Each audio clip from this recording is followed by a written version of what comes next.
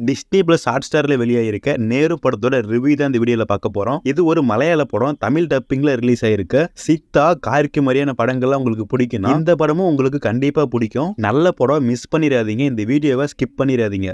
படத்தோட கதை என்னன்னா, தன்னுடைய 12 வயசுல பார்வையை இழந்த ஒரு பொண்ணு, அந்த பொண்ணோட அப்பா அம்மா, இவங்க 3 பேர் தான் ஒரு வீட்டுல இருக்காங்க.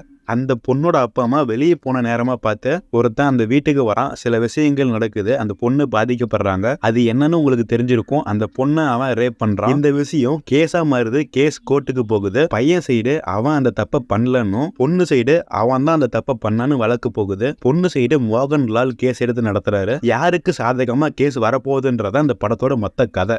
பாசிட்டிவ் இந்த படத்தோட கதை தான். மோகன்லால் மாதிரி பெரிய ஆக்டர் இந்த படத்துல நடிச்சாங்கன்னா இந்த படத்தோட கதை நிறைய பேத்துக்கு ரீச் ஆகும். ஒரு நல்ல கதையை தேர்ந்தெடுத்து நடிச்சிருக்காரு. ஒரு பெரிய ஹீரோக்கான எந்த சீனுமே இருக்காது. சாங்கு கிடையாது. மாசான சீன் எல்லாமே எதுவுமே கிடையாது. ஒரு யதார்த்தத்தை சொல்ற படம், ஒரு பிரச்சனையை பேசுற படம். பொதுவாகவே மலையாள படம் எல்லாமே இப்படிதான் இருக்கும். யதார்த்தமா படத்தோட முக்கால் சீன் கோர்ட்ல தான் நடக்கும்.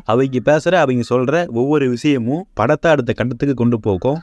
இன்ட்ரெஸ்டிங்கா இருந்துச்சு. ஒவ்வொரு சீனுமே பார்வையற்ற பொண்ணா நடிச்ச ஹீரோயினியோட நடிப்பு சூப்பரா இருந்துச்சு. அவங்க ஆக்டிங், இவங்க சொல்ல வர அந்த மெசேஜ், அது ஒன்றும் புது விஷயம் கிடையாது. நிறைய படம் எடுத்திருக்காங்க இந்த கதையை வச்சு. அந்த விதத்துல எவ்வளவு இன்ட்ரெஸ்டிங்கா கொண்டு போறாங்கன்றதுதான் இருக்கு.